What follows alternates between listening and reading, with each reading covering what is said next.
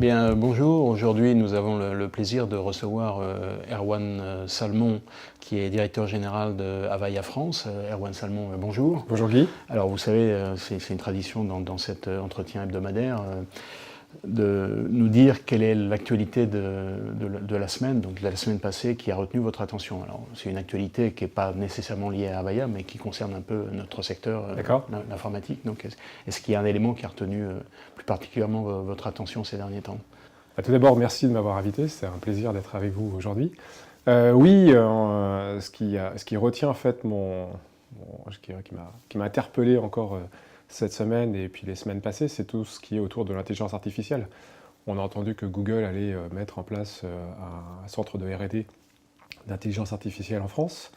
On a Apple qui va sortir son Apple HomePod, qui est en fait un condensé de l'intelligence artificielle comme avait fait Google avec son Google Home et puis les autres dans ce type de choses. Il y a le CES qui s'est terminé courant janvier et on a eu pas mal d'informations sur des jeunes pousses qui se lancent dans l'intelligence artificielle. On s'aperçoit que petit à petit, c'est un domaine d'activité qui va avoir des répercussions assez fortes sur nos comportements, sur notre vie de tous les jours, dans un business B2B, dans un business B2C.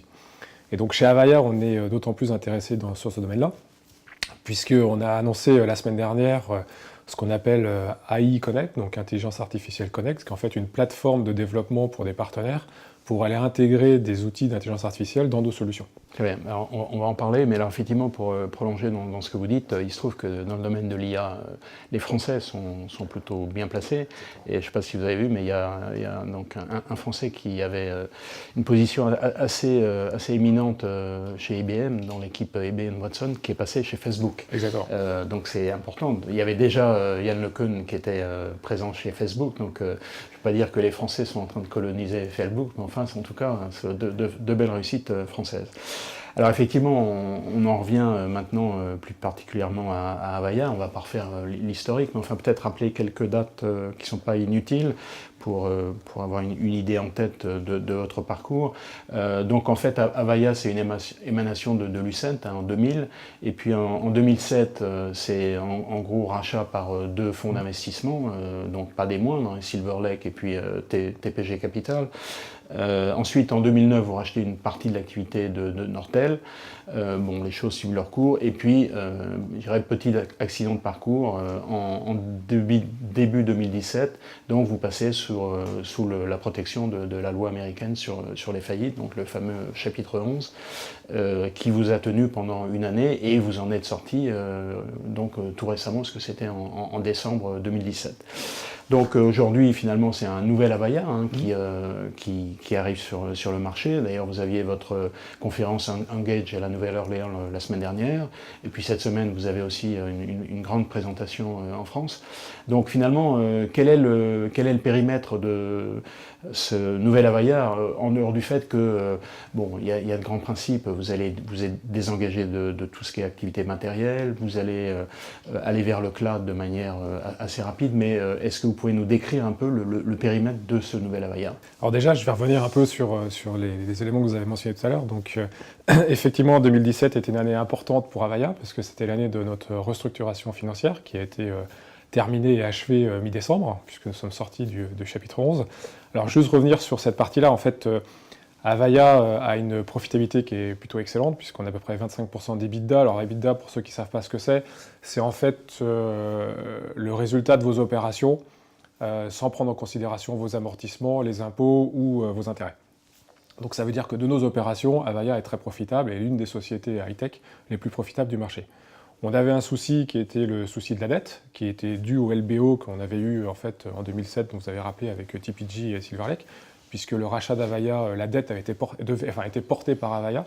Donc c'est ça qu'il a fallu traiter, on l'a traité correctement Donc en fait, pour bien comprendre, finalement l'activité de l'entreprise était saine, c'est pour des raisons financières que vous êtes entré sur le chapitre. Exactement, puisque en fait on a dégagé les 4 dernières années plus de 3 milliards de profits. Cumulé. D'accord.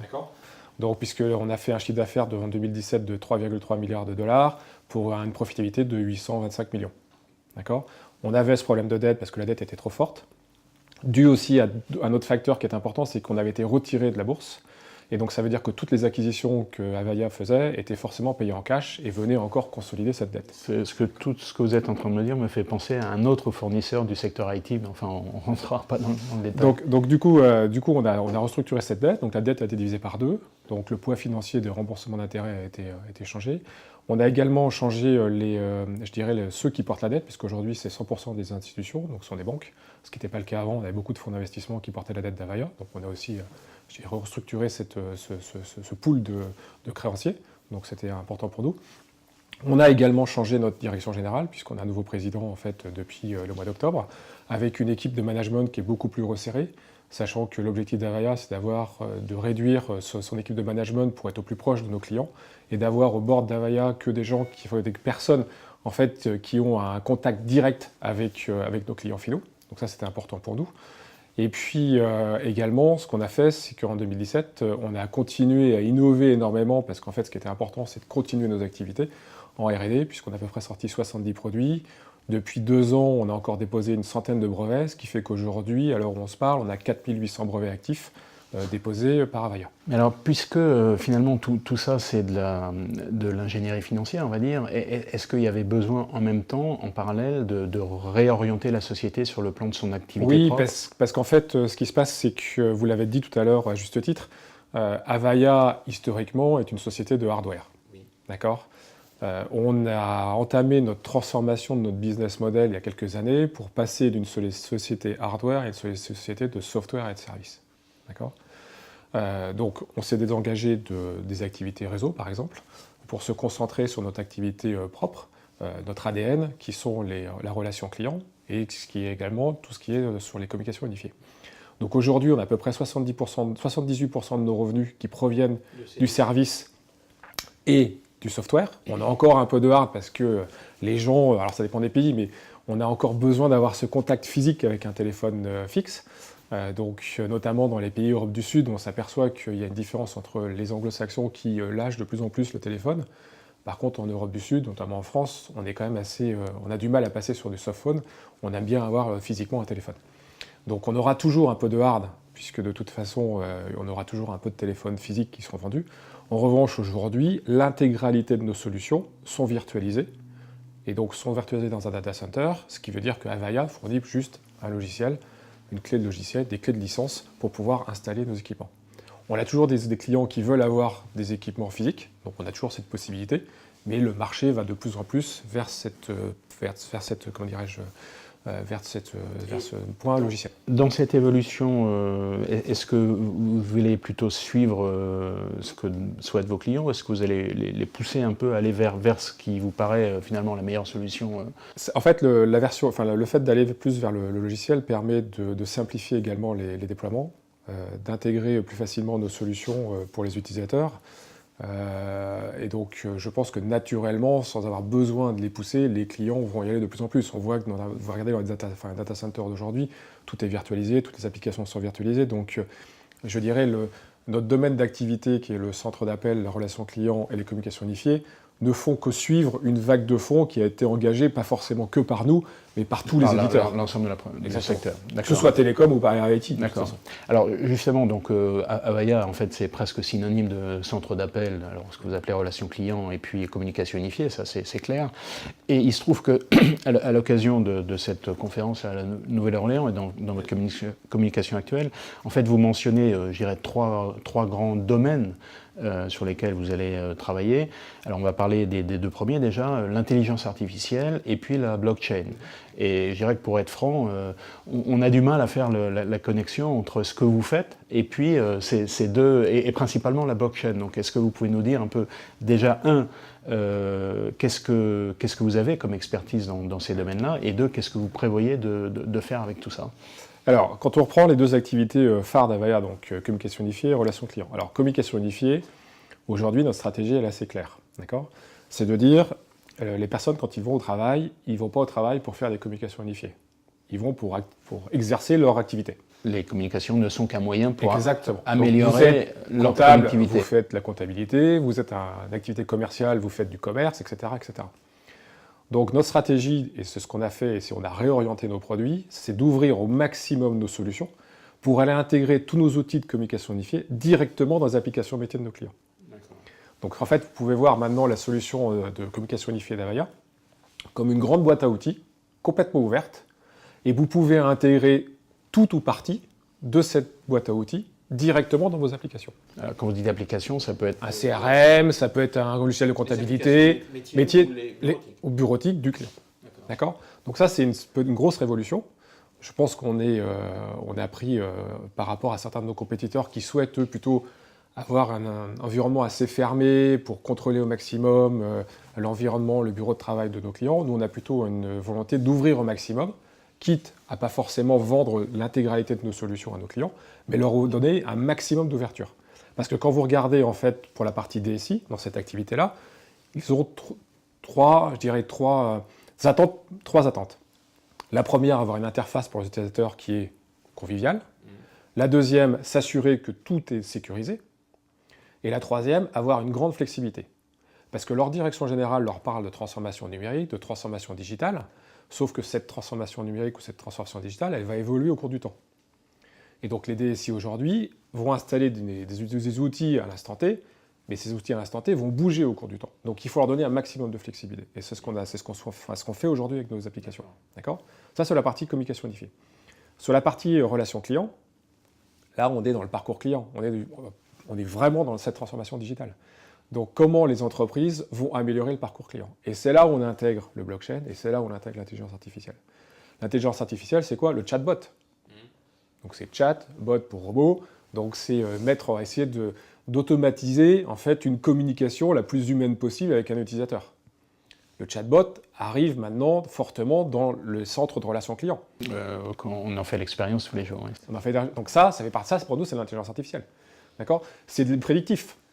Avec l'intelligence artificielle, on va essayer en fonction de l'humeur du client, on va essayer de regarder, d'écouter sa voix, ou alors s'il est en visioconférence, c'est comment il se comporte pour savoir s'il est plutôt agressif, s'il est plutôt réceptif. Du coup, pas forcément mettre le même agent, parce que des agents qui seront plus à même d'écouter tel type de client plutôt que tel autre type de client. Donc c'est bien en complément de la relation humaine, c'est pas en remplacement. Non. Tout ça, en fait, c'est pour améliorer le parcours client. Il y a un vrai enjeu aujourd'hui des entreprises pour pouvoir se différencier sur leur marché et d'apporter le meilleur service client possible. D'accord ? Donc c'est pour ça qu'on intègre de plus en plus, c'est pour ça qu'on a créé une plateforme, Avaya, afin d'intégrer ce genre de choses. Donc on a vu une annonce la semaine dernière justement à Engage aux États-Unis avec Salesforce.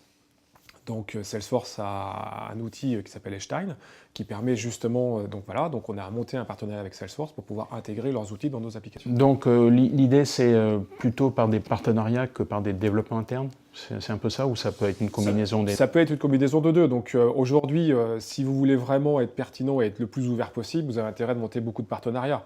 L'objectif, c'est de ne pas donner à dire à nos clients, on va vous mettre directement dans un carcan fermé. On vous laisse un maximum de possibilités et nous, on est là pour intégrer, fédérer. On est un développeur logiciel, on est une société logicielle maintenant, et donc notre but c'est d'intégrer nos logiciels, de les faire interagir avec les logiciels du marché sans obliger nos clients à choisir tel ou tel. D'accord, donc ça c'est clair. Alors maintenant, pour le blockchain, là, c'est encore plus obscur, si je puis dire. Le blockchain, c'est un peu plus... Enfin, plus surprenant, on va dire. Alors, on a fait une démonstration le premier constructeur d'ailleurs, Télécom, je pense, a fait une démonstration de blockchain... on va dire, à Dubaï, puisqu'il y a un grand événement qui s'appelle le GTEx, qui était au mois d'octobre de l'année dernière, qui est un grand événement, en fait, un grand show, en fait, c'est un peu comme le CES aux États-Unis, côté plutôt grand public. Là, c'est plutôt côté entreprise. Professionnel. Exactement. Et donc, on a montré, en fait, le blockchain sur des développements, ce qu'on appelle d'happiness, donc d'essayer de voir comment se comportaient les gens, et donc d'essayer d'avoir ce qui permet d'avoir des comportements uniques et puis sécurisés. Et voilà, donc pour l'instant c'est un peu en balbutiement, mais on a montré 2-3 choses là-bas au GTEx. On essaiera de montrer, donc je vous engage cette semaine à venir nous voir mardi à notre événement à Paris, puisqu'on fera une démonstration. Donc je ne vais pas tout révéler aujourd'hui parce qu'il y a quand même des avant-premières et on souhaiterait le faire demain, puisque c'est demain qu'il y aura lieu. Mais quand on pense blockchain, on pense plutôt enregistrement de transactions dans une espèce de grand livre qui... Sécurisé, c'est ça. Donc c'est un peu... En fait, c'est ça, parce qu'en fait, les transactions, regardez par exemple la relation client dans un domaine bancaire. Donc aujourd'hui, on est capable dans nos centres d'appel, dans nos centres de relations clients, d'officialiser un échange financier entre un individu et son conseiller. D'accord ? Soit avec de la reconnaissance faciale, soit avec de la reconnaissance orale. Donc on arrive à... Vous avez une empreinte, quand vous parlez, vous avez une empreinte digitale voix. Donc cette empreinte-là, on sait la reconnaître, comme vous avez une empreinte physique. Et donc ça permet de garantir l'unicité de la transaction. On ne sera plus obligé d'envoyer un courrier à sa banque ou parce qu'on demande... dans votre banque. Donc c'est ça en fait, ça va changer. Et tout ça, c'est relié en fait à ce parcours client. Et donc là, comme le centre de relations clients est au cœur de cette transformation digitale, nous, on doit s'abreuver de ces différentes technologies qui vont modifier le comportement des utilisateurs avec les entreprises. Très bien. Alors, il y a un troisième élément dont vous parlez aussi beaucoup, c'est l'Internet des objets. Alors, oui. là encore, ça surprend parce que quand on pense à Avaya, on pense finalement aux relations entre les gens. Et là, les objets, on se demande qu'est-ce qu'ils viennent faire là-dedans. Alors, bon, on sait que vous avez gagné un appel d'offres là, pour un projet de mise en œuvre d'un dispositif dans les automobiles à partir d'avril, pour dès qu'il y a un accident, dès que l'airbag se déclenche, ça appelle automatiquement un centre d'appel pour mettre en place tout ce qu'il faut.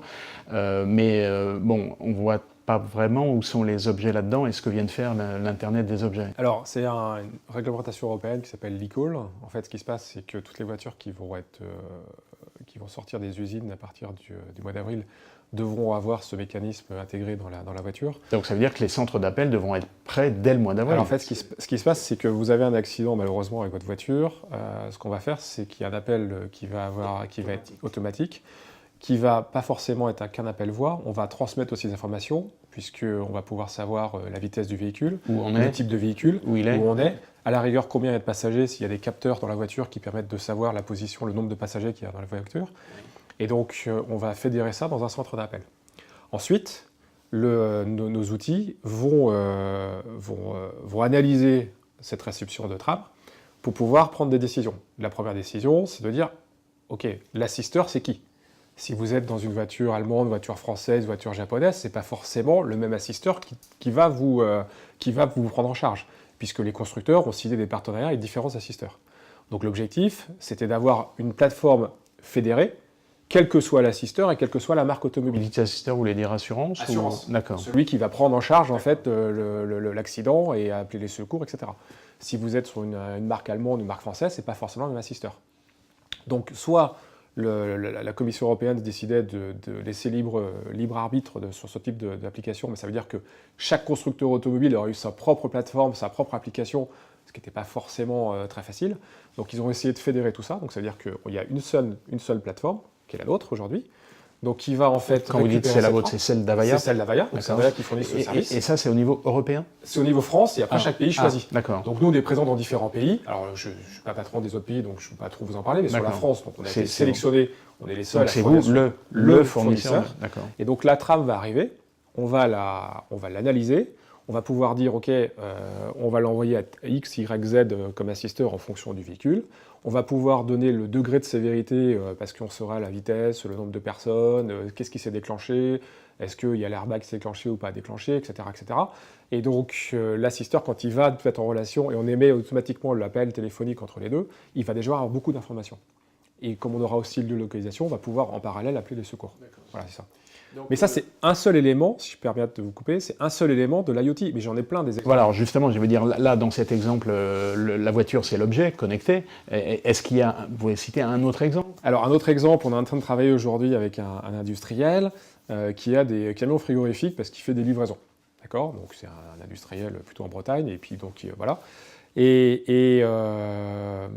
Vous faites des livraisons avec vos camions frigorifiques. Aujourd'hui, dans les camions frigorifiques, il y a des sondes de température qui permettent de savoir s'il y a rupture ou non du froid. D'accord ?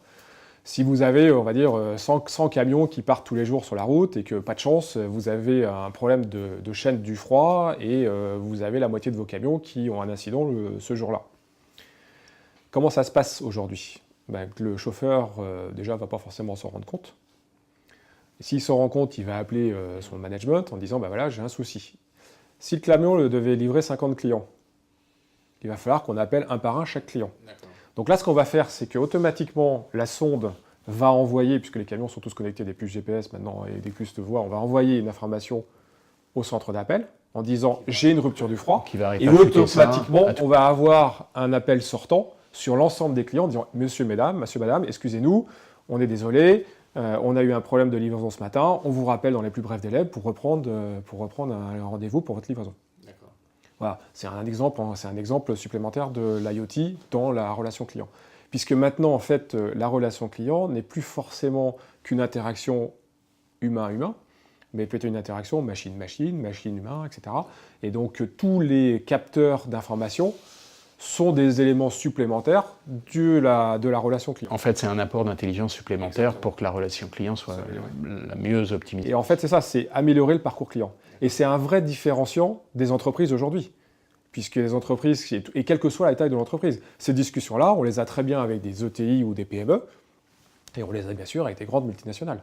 Donc c'est ça qui est intéressant aujourd'hui dans cette transformation digitale, c'est que ça concerne tout le monde, et avec où l'imagination en fait d'Avaya, c'est pas nous qui allons apporter la solution, c'est les clients qui connaissent bien leur métier, et on va leur proposer, on va leur montrer des exemples qu'on a fait dans des activités plus ou moins connexes. Et eux, par contre, vont venir vers vous en disant on a cette application-là. Mais ça veut dire qu'en fait, il y a aussi des transformations importantes côté réseau de distribution d'Avaya et côté force commerciale d'Avaya. Vous comprenez bien, quand on a ces discussions, on ne discute pas forcément qu'avec la DSI. On discute avec le marketing, avec les métiers, bien sûr, avec la direction générale. Mais ça, je veux dire, tous les fournisseurs informatiques sont un peu dans... Et puis après, notre réseau de distribution, il doit évoluer. Puisqu'aujourd'hui, en France, on a à peu près 85% de notre business qui est indirect, donc via des partenaires. Ce sont principalement des partenaires qui ont des expériences, on va dire, téléphonie ou centre d'appel standard, doivent évoluer déjà vers du développement logiciel, puisque c'est l'intégration logicielle, et doivent évoluer aussi vers des nouvelles technologies comme l'IoT, comme le blockchain, comme l'intelligence artificielle. Donc il y a une grosse transformation. Parfait, donc je crois qu'on a fait un tour assez complet. Enfin là, en tout cas, vous nous avez brossé, je dirais, le chemin des 2-3 prochaines années. Il y a de quoi faire. Peut-être pour terminer cet entretien, une question un peu plus personnelle. Donc vous êtes chez Avaya depuis quelques années et vous avez traversé cette période un peu difficile de la loi, enfin du chapitre 11. Finalement, est-ce que vous en avez retiré quelque chose qui pourrait vous servir pour l'avenir ? Alors, déjà, difficile, pas si difficile que ça, parce que j'avais pas trop d'inquiétude. Donc, quand vous êtes profitable, après, c'est un jeu d'écriture, de financement. Oui, c'est dans des conditions un peu spéciales. Donc, on n'était pas trop inquiet sur la finalité. Et en fait, on avait annoncé en janvier, quand on est parti en chapitre 11, qu'on sortirait avant fin 2017. On a respecté nos engagements. Les accords ont été trouvés depuis le mois d'août. Donc, là-dessus, il n'y a pas eu de surprise pour nos clients. Alors, ce qui est intéressant c'est quand même une petite remise en cause. C'est une remise en cause. Enfin, ça permet de valider notre stratégie, c'est important. Ça permet de renforcer énormément le travail d'équipe. Les équipes d'Avaya, et je suis assez fier de mes équipes en France, ont été très soudées en 2017, puisqu'on a fait 5% de plus de nos objectifs financiers. Donc on a fait 105% de notre plan, donc 5% de plus de nos objectifs annuels. En chapitre 11, c'est plutôt agréable.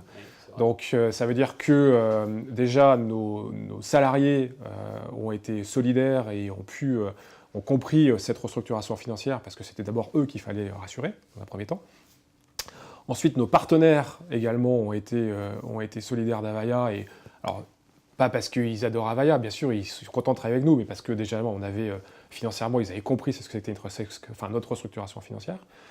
Bien évidemment, on a continué à investir énormément en recherche et développement, parce que c'est quand même notre fonds de commerce, on est quand même un fournisseur de technologie, et on leur a délivré beaucoup de produits, puisqu'on a délivré 70 produits en 2017. Donc on a continué ce développement, donc ce qui a aussi permis de rassurer nos partenaires. Et puis par contre, ce qui a été formidable, c'est qu'on a une fidélité de nos clients qui est juste exceptionnelle. On n'a pas perdu de clients, on a gagné de nouveaux clients. Alors c'est sûr que l'explication de texte est plus compliquée, parce qu'il fallait expliquer c'était quoi notre restructuration. Donc si je pouvais en retirer un engagement personnel, c'est que déjà on n'est jamais tout seul dans ce genre d'événement quand vous avez une bonne base client et que vous savez fédérer les équipes. Et donc je pense que c'était alors c'est pas quelque chose que je ferais renouveler dans ma carrière. Oui, on va pas conseiller aux entreprises de passer sous le chapitre 11. Mais si c'est bien géré, vous en retirez beaucoup de choses. Ça dépend aussi des causes, vous les avez expliquées, voilà. Ce sont des causes... Donc on a gagné en fait en proximité avec nos clients, avec nos partenaires, et on a fédéré encore plus les équipes. On a vraiment une équipe France qui est très soudée, c'est pareil au niveau mondial. Et donc on est vraiment armé pour le futur aujourd'hui de façon peut-être meilleure que ce qui était précédemment, un peu forcé avec ce chapitre 11, mais on s'en sort très très bien, on est ravis. On observera avec attention ces nouvelles applications qui vont arriver prochainement. En tout cas, Erwan Salmon, merci beaucoup. Merci de m'avoir accueilli, et puis au plaisir de vous revoir pour vous expliquer ces nouvelles technologies dans un futur proche.